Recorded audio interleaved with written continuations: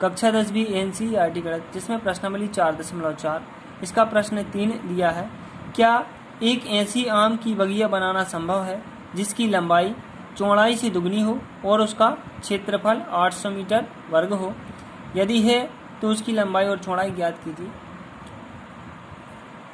तो देखिए, इस प्रश्न को हम करते हैं। क्वेश्चन 3 है।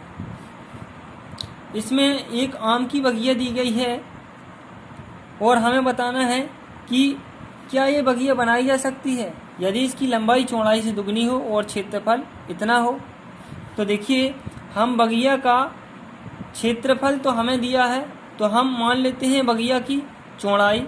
हमने क्या मानी? बगिया की चौड़ाई बराबर हमने मानी x मीटर है। चौड़ाई हमने x मीटर मान ली। तब बगिया की लंबाई क्या हो जाएगी? तब बगिया की लंबाई क्या होगी? क्योंकि जो बगिया है वह उसकी जो लंबाई है चौड़ाई से दुगनी है। लंबाई कैसी है? चौड़ाई से दुगनी है, इसलिए इसकी लंबाई क्या हो जाएगी? 2x हो जाएगी, 2x मीटर। अब देखिए, क्वेश्चन में इसका क्षेत्रफल भी दिया है। तो चूंकि बगिया है तो बगिया में लंबाई और चौड़ाई हमें मिल गई, तो इसका हम क्षेत्रफल किस प्रकार से निकालेंगे?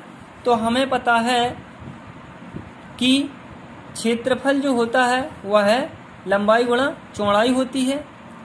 जो बगिया है वह कैसी होगी? आयताकार होगी। तो आयत का क्षेत्रफल क्या होता है? लंबाई गुणा चौड़ाई। यानी कि यहाँ हम लिख सकते हैं कि बगिया का क्षेत्रफल बराबर क्या होगा? बगिया की लंबाई गुणा बगिया की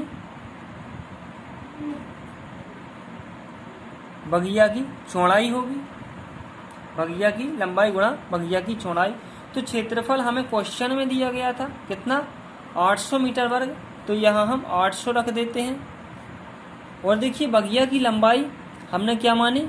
2x मीटर मानी, तो ये 2x हमने रख दिया। और बगिया की चौड़ाई क्या मानी हमने? x मीटर मानी, तो हमने x रख दिया। तो यहाँ से ये 800 बराबर क्या हो जाएगा? इन दोनों का गुणा होगा तो 2x वर्ग हो जाएगा। और यहाँ से आप 800/2 बराबर x वर्ग के मान निकालेंगे, तो ये x वर्ग का हम मान निकालेंगे तो ये 2 में चला जाएगा। यहाँ क्या हो जाएगा?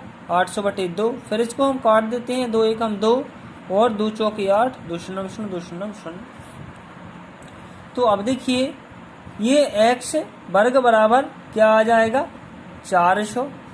तब हम x का मान निकालना चाहते हैं तो x बराबर क्या होगा? √400। और 400 को हम क्या लिख सकते हैं? ये 20 का वर्ग लिख सकते हैं। इसको हम लिख सकते हैं 20 गुणा 20। तब ये 20 आपका बाहर आ जाएगा। तो x बराबर हमें क्या मिल जाएगा? 20 धन ऋण 20 मिल गया। तब देखिए, यहाँ बगिया की चौड़ाई क्या हो गई? तब बगिया की चौड़ाई x बराबर 20 और बगिया की लंबाई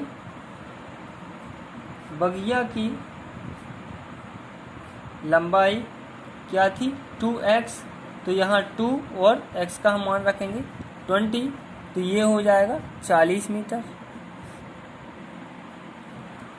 तो हम यहाँ आंसर दे सकते हैं कि हाँ, बनाई जा सकती है, जिसकी चौड़ाई क्या होगी? 20 होगी और लंबाई क्या होगी? 40 होगी। और हमने लंबाई और चौड़ाई ज्ञात कर दी, तो ये हमारा आंसर हो जाएगा। यहाँ पर हमने बगिया की चौड़ाई क्या निकाली? 20 और लंबाई क्या निकाली? 40।